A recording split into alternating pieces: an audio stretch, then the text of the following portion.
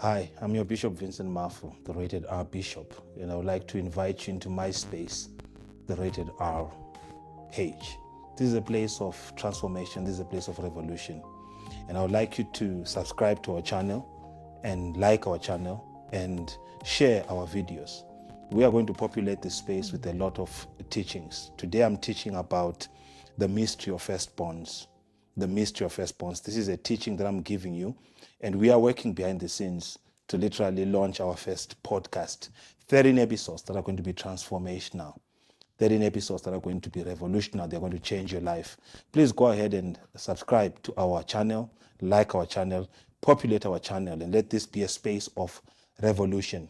I want to talk about the firstborn. The firstborn is the gateway of the family. The firstborn is the crown of a family. The firstborn is the strength of a family. If you study the life of firstborns, you realize that the firstborn is literally a deputy father. Being a firstborn is an office, the office of a firstborn. And I've realized that the enemy is not kind with the firstborns. There are firstborn battles that must be won. There are firstborn complications. There are firstborn attacks. Most firstborns are heavily contested for. And I want to teach about the types of firstborns that you find in different families. Firstborn is the beginning of might. Firstborn is the beginning of excellency. Firstborn is the beginning of dignity. The chief and the strength of a family is a firstborn. The strength of a nation is a firstborn. When God is going to visit a family, he begins with the firstborn. When the devil visits a family, he begins with the firstborn. The firstborn is the crown of a family. The firstborn is the destiny. There is a particular assignment for firstborns. And I've realized that if the firstborn misses it, the ones that follow miss it.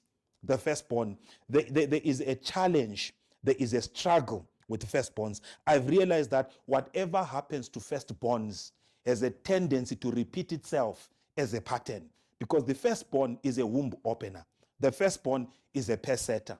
I want you to strap your seatbelts with me, and we go through this journey of firstborns, the mystery of firstborns. There's a mystery in firstborns. It is an office. A firstborn is a deputy father. In the absence of a father, a firstborn is a father. Whether by they are female or whether they are male, it does not matter. The firstborn is a genderless office. The firstborn is a bloodline ambassador. That's what a firstborn is. And I'm going to give you some dimensions of firstborns, and I want you to literally follow with me to what a firstborn is. Firstborns are natural born leaders. They should be natural born leaders. That is the curriculum of grace. That is the curriculum of divinity. Firstborns are leaders, and they are more likely to succeed in traditional roles. That's a firstborn. The success of firstborns globally is about 30%. 30% of firstborns in the world make it. 30% of firstborns in the world make it. The firstborn receives a double portion of the bloodline. The firstborn, in the absence of a father, the firstborn becomes a father. Whatever happens to firstborns, 70% of the time is most likely to happen to the other siblings. The firstborn. There are types of firstborns. There are dimensions of firstborns. And I really want you to take your notepads and travel with me on this journey to understanding the assignment of a firstborn. We have what we call the natural birth firstborn, the firstborn by birth, the womb opener. This is the one that opens the womb. This is a firstborn from marriage, the firstborn of a man that is married to a woman. This is a firstborn, the one that is the crown, the one that's the heir, the one that is the deputy father. This is a firstborn by birth. This one is God ordained. This one is a leader to the others. This one is called to literally be an example. He is literally the carpet, the red carpet of the family. He or she is there for the family. This is a firstborn by birth, the natural firstborn. He is God ordained. He is a firstborn that has conquered the battles that follow a firstborn. He is a firstborn that literally knows how to lead the family. He is selfless because he understands, or she understands, that they are called more than to themselves. They are called to literally be a father in the absence of a father. When the father of a family dies, the firstborn becomes the patriarch. Whether it's a female or a male, they become the patriarch. They take over the seat because it is an office. This is an official firstborn. This is a firstborn by birth. Then we have what we call a firstborn by death. A firstborn by death. I also call this a firstborn by default, meaning to say that there are 4 firstborns, or there are 4 siblings. This one dies, this one dies, this one dies, and then you inherit the seat of a firstborn. This one is a contested seat. You are a firstborn by default. Because of the activities of premature death, because of family trends where people die early, prematurely, you inherit the seat of the firstborn. You are not the firstborn by womb. You are the firstborn by birth.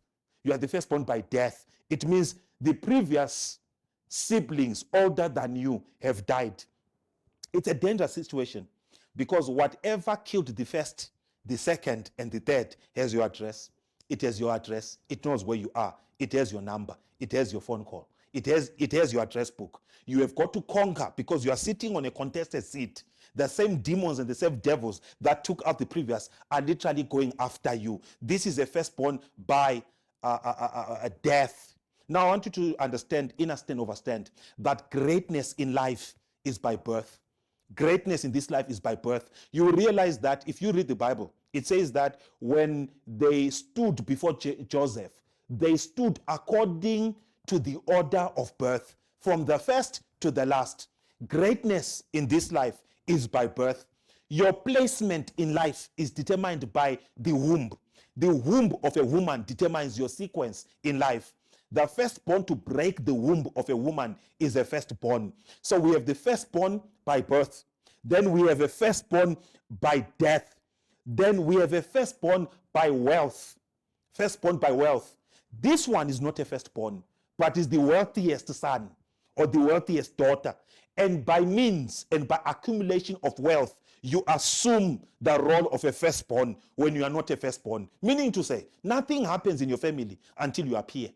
Nothing moves until you appear, because you are the one with the means. You are the one with the power. You are the one with the dollars, the Benjamins, the Mochumalos. You've got the money. You are firstborn by wealth. You literally assumed the role of being elder or eldest because of pocket, because of power. It's a wrong upside down arrangement, but that's how it is. You are a firstborn by wealth. It is your money that gives you your placement in that family. It is your money that gives you that value. You literally assume a role that's not yours. You take a role that's not yours. You become a firstborn by wealth. Everybody, your aunties know. Your father knows. Even if they don't want, you use your power to flex and put the family into a corner and things happen your way. You are silent but loud. This is a firstborn by birth. We have what we call a figurehead firstborn. A figurehead firstborn. What is a figurehead firstborn? It is a useless firstborn. A figurehead firstborn is a firstborn who, through the vicissitudes of life, has been reduced to become lesser than a decimal behind a zero. You are literally useless.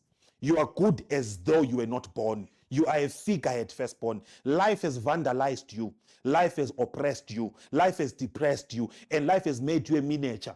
Your siblings don't listen to you. Your voice has no value. Your presence is as good as absence. You are a figurehead firstborn. You are useless. You make no contribution. You make no contribution. It is an aberration for a firstborn to squat at a lastborn's house. It is not correct. It is not kosher. It is not normal for a firstborn to be taken care of by the secondborn, by the thirdborn. When a firstborn becomes a figurehead, he becomes assassinated, a dead man walking, useless but alive. When family meetings come, they even forget you. They don't call you for important meetings. I remember saying this story where I heard of a man who was a firstborn, who was walking down the street in the village. And he kept meeting various people saying, my condolences, sorry for the loss of your father. My condolences, sorry for the loss of your father. It happened the first time, it happened the second time, it happened the third time. The fourth time he got agitated and angry. He says, how is it so? How will it be now that my father is dead and I don't know? All these people have been saying, could it be possible? that Papa is dead and they didn't call me. The fifth time he picked up the phone and called disciplines and said, what is this now that I hear? That Papa is dead. Is it true that Papa is dead? They said, yes, Papa died 2 weeks ago. We buried him last week. We forgot to tell you. And the money that we're going to use to transport you to come back, we used it as your funeral contribution to Dad's funeral. Figurehead, firstborn. You are useless. You are omitted. You are unseen. You are unheard.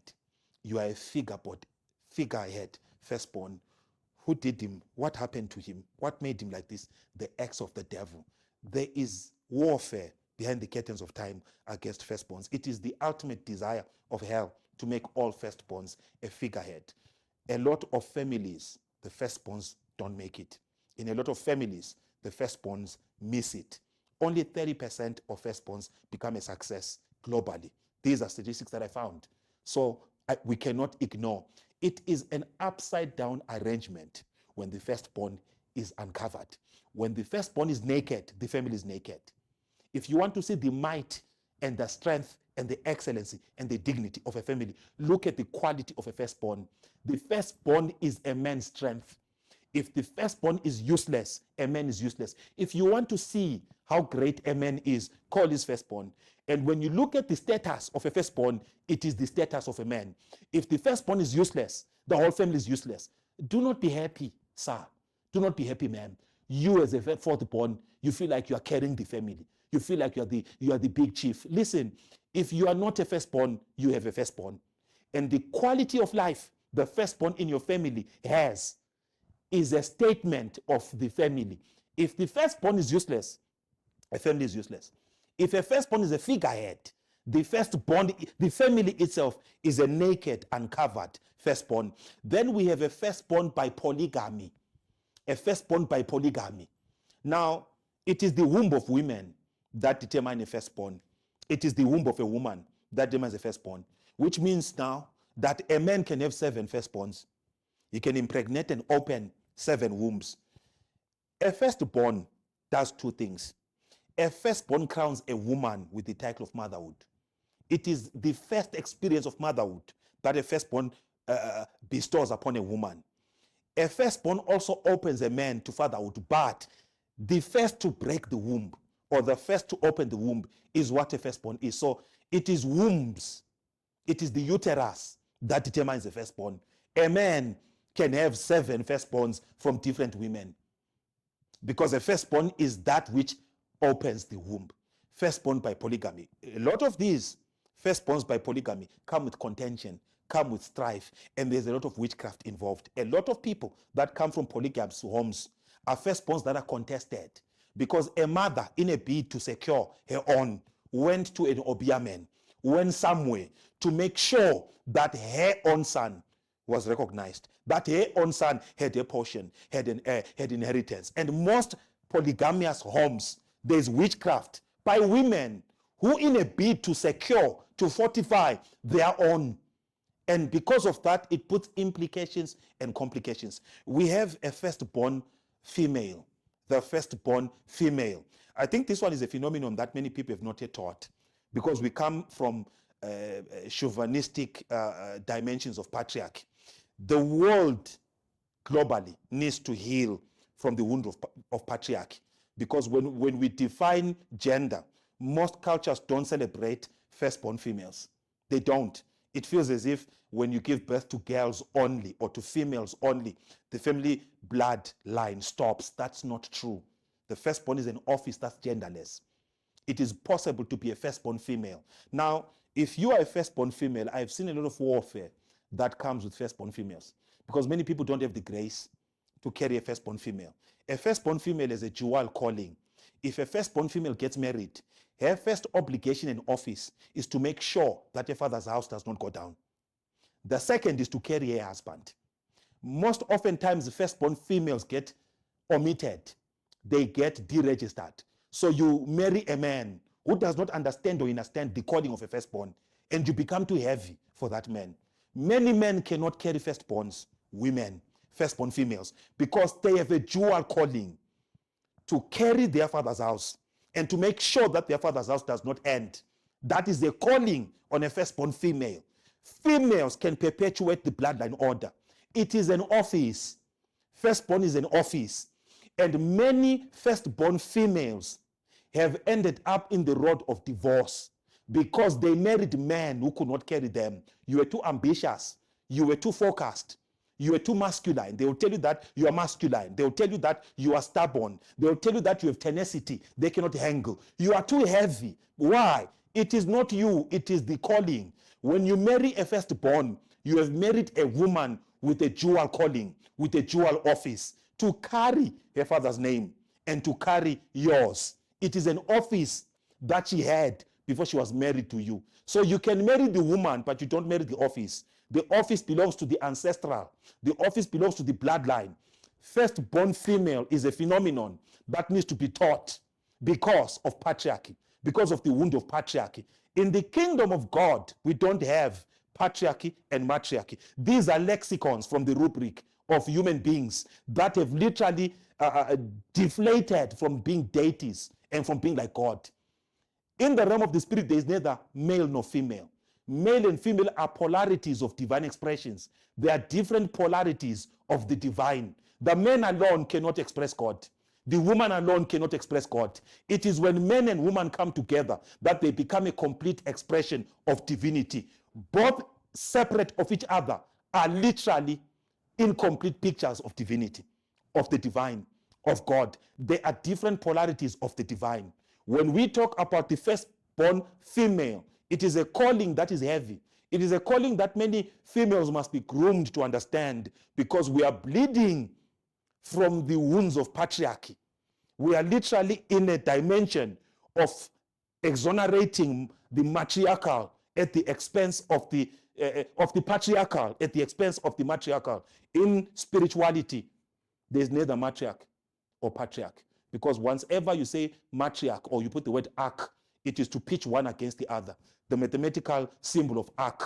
Whenever there's an arch, is to pitch one over, greater than, lesser than.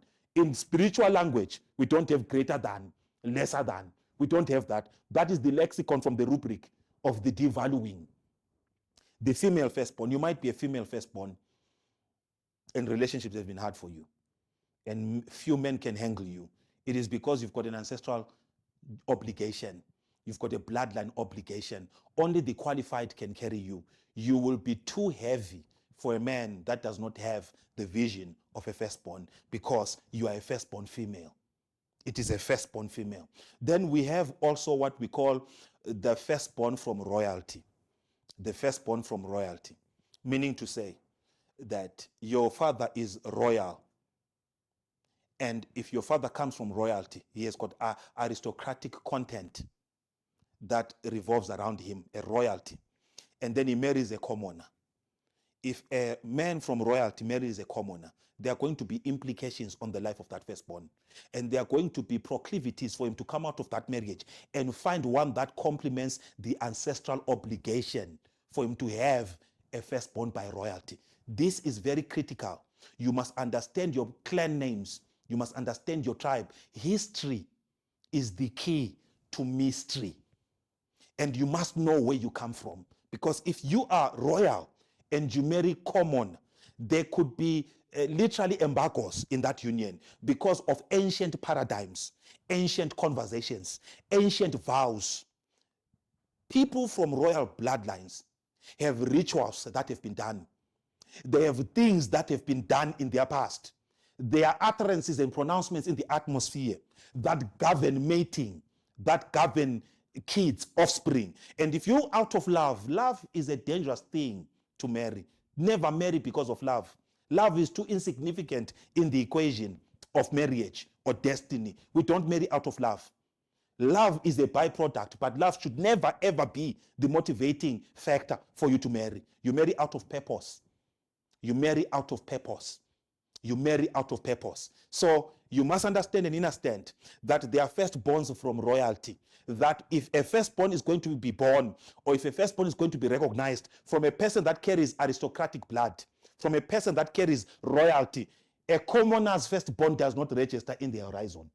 A commoner's firstborn does not register in the atmosphere. Then you find this person being pushed to the bush to find a female or a woman that complements the ancestral expectation, the angels, the guidance of the bloodline.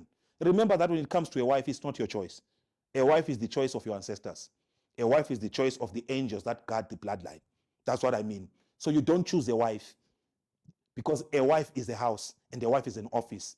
So you be careful if you are royal, and if you are a commoner, make sure you date at your level, because there could be complications that can literally bring implication on the offspring and the seed that is born. Then we've got a firstborn of the union. A firstborn of the union. Now, a firstborn of the union is a situation where a man already has his children, and this woman has her own children, and they come together. You already had children from previous relationships or a previous marriage, and this one has got children from a previous relationship or previous marriage, and then you meet, and then you give birth to a child. Now, if there are no cultural rituals and cultural obligations that have been met with these other kids, and then you give birth to this one is called the firstborn of your union. Is the firstborn of that union. There are heavy duty implications. There are heavy duty implications over this one.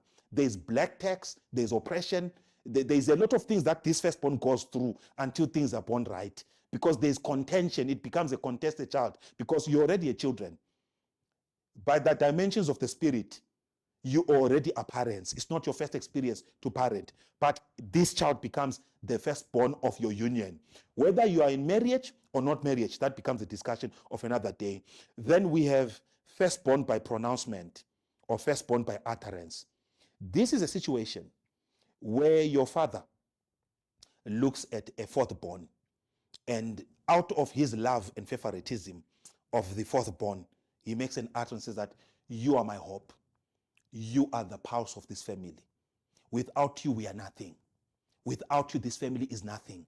That is firstborn by transference, firstborn by utterance, by a father putting this boy or this girl in this position, even if it's a fourthborn or a fifthborn, and you say this family is nothing without you. You have transferred the rights of a firstborn, and you have made this one a firstborn by utterance. The Bible said the other day in the book of Genesis 49 that when Jacob was sitting on his deathbed, living in the sunset stages of his life, called all his children and they came to him and began to bless them. He literally rearranged the order of the womb by his mouth. A mother can rearrange the order of birthright by mouth. A father can look at their child, look at their children, and rearrange the birth mantle and rearrange the birth order and say, from today, firstborn rights fall on you, firstborn by utterance. He looked at Reuben and cancelled him, deregistered him, and said, you're not a firstborn. And he took the firstborn rights and gave it to the sons, the grandsons, gave it to Manasseh and Ephraim, the children of Jacob. He transferred by utterance the firstborn rights and made the grandchildren firstborn. It is possible for literal parents to transfer birth rights, even to grandchildren. Even to grandchildren. The Bible says he took the rights of Reuben and gave them to the children of Jacob, Joseph. And the Bible says he took the mantle of a firstborn and gave it to Judah. And says the scepter shall not depart from the thighs of Judah until Shiloh shall come. Meaning to say that you were supposed to birth kings, but because you entered my bed through incest and slept with my concubine, I cancelled you, I deregistered you. By utterance, by pronouncement, he gave the order of the firstborn. The Bible said the other day, Joseph took his children to Jacob, his father, and says, bless Manasseh and Ephraim. Manasseh firstborn, Ephraim lastborn. The Bible says he crossed his hands and made the lastborn the firstborn, the firstborn the lastborn. So lastborn became firstborn, he reversed the order by utterance. Be careful how you speak, because words, they create worlds. There are many families that have been vandalized by favoritism, sibling rivalries that have been conjured by fathers who loved others over the other. Up to now, half brothers and step brothers, step sisters and step brothers. And I've seen bloodline taradiddles. I've seen family feuds. I've seen dysfunctional families because of utterance. A mother can change the order of birth. A father can strip a firstborn of firstborn rights and transfer them. And there are many families now where these have been done, where firstborn rights have been done. I call it a bloodline taradido, where utterance, words, they create worlds. Be careful. Words create worlds. I have realized that every broken marriage can be traced to conversations. That conversations are the springboards of miracles. When God got ready to create everything, he stood on absolutely nothing and spoke everything. Words are the instruments of creation. Your words create your worlds. Some of the world wars happening within family lines have been created by words. I've seen families that have been torn down by words, firstborn by utterance. Then there's what we call firstborn by wickedness. Firstborn by wickedness, where a woman, and I say that this happens in polygamous families, where a woman literally goes and gets power externally to establish her seed. And that one becomes firstborn. And sometimes through exterminating the others, getting rid of the others to secure this one, you become a firstborn by wickedness. You become a firstborn by portion. You become a firstborn by kululu kalala. You become a firstborn by witchcraft. This is a firstborn by witchcraft, where you were established by an altar. You were established by dark power. And because of that, you have to maintain that cycle. This is a hectic situation to be a firstborn by witchcraft. Then you have what we call the first male child, firstborn. The first male child, firstborn. It's in a situation where a man has 6 girls, and then number 7 becomes a boy. Or 5 girls, number 6 becomes a boy. Then he says, this is my firstborn. Ignoring all these, ignoring the first because of chivalry, because of patriarchy. The male becomes the firstborn. So you hear men saying that my first male firstborn. That's an aberration. That's an aberration. The female is in the office of a firstborn. This thing of making the first male firstborn puts implications on this boy. It puts a lot of implications because the law of nature and the law of the womb, your placement in life is determined by the womb. The first to break the womb is a firstborn. Because of patriarchy, because of lack of understanding the transactions of life, you make this boy a firstborn and ignore the first girl and say the first male born. There are implications. There are implications that will fall on this one. There are sins of omission. There are sins of omission that will affect this boy because of patriarchy. This cannot be, because firstborn is an office. The daughter herself can carry the family name. The daughter can carry the family. The purpose of a firstborn daughter is to make sure that the father's house does not go down. The purpose of a firstborn male is to make sure that the house does not go down. Don't make number 4 number 1 because of the dimensions of gender. That literally brings aberration. Then we have what we call the first and only. The first and only child. You are the first to open the womb, and then you close the womb. You open and you close. It is not all right to be the only. If it's not out of medical complication, if it was not out, there are people who actually choose to have one child. That's foolishness. Just say that we want to have one child. Why should you have one? To be the only child is to carry too much burden on your shoulder, because the children and the siblings that were supposed to be the burden, the invisible burden of those kids that were supposed to be, will be on your shoulders. And it's very dangerous for a family to have one child. If the parents lose that child, the parents are permanent patients of life. And when the enemy wants to scatter this family, he does not struggle. He knows where to aim. You are too open. You are too vulnerable. You are the only. The enemy can finish such a family. The enemy can waste such a family. The enemy can perish such a family. It is dangerous to be the first and only. Why should you be the only one? Even Jesus had other younger ones. Even Jesus himself had the younger ones. Why should you be the only son, the only daughter of? When the enemy wants to scatter you, you are open. You are an open target. You cannot be. It is not kosher. The Bible says, be fruitful and multiply. It is not kosher to be the first and only by choice. If it is by choice, the parents who have you are foolish because they don't understand the mandate of life. They don't understand the mandate of life. You cannot be the first and the only child. We have one phenomenon which is very concerning for me. It's called the hidden firstborn. The hidden firstborn. This one is a firstborn who in the youth or in the experimentary levels, in the elementary levels of life, you have a child, whether it's a woman or as a man, then you hide them. You hide them. And then you grow up and you marry and you have children. And this one was hidden, maybe raised by uncles or raised by granny or raised by an uncle. This is a contested firstborn. This is an isolated firstborn. This is a firstborn that deals with rejection issues. It deals with extreme chronic rejection because he cannot fit in. When the wife marries, she can't take him because this husband doesn't want him. Or when this husband marries, she can't take him because he can't take him because this wife doesn't. So this one is trapped. If the granny dies or the auntie dies, this child is literally torn between somewhere, nowhere. It is called the hidden. He deals with the invisible. Black tax. Demons tax him because he is the forgotten. He is the hidden. Many homes have hidden firstborns. These become curses. These become aberrations because he's a hidden firstborn. A firstborn that is not recognized. A firstborn that is not seen. A firstborn that is not loved. A firstborn that is not engrafted into family. Literally raised by granny, raised by auntie. And when these die, they become vagabond. They deal with a vagabond case. I also call him a vagabond firstborn. A firstborn of no belonging. A firstborn of no sequence. A firstborn who does not know when it begins and when it ends. We have got to break the curse. These are the dimensions of firstborns.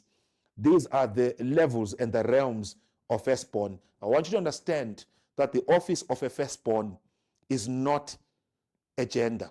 It's a genderless office.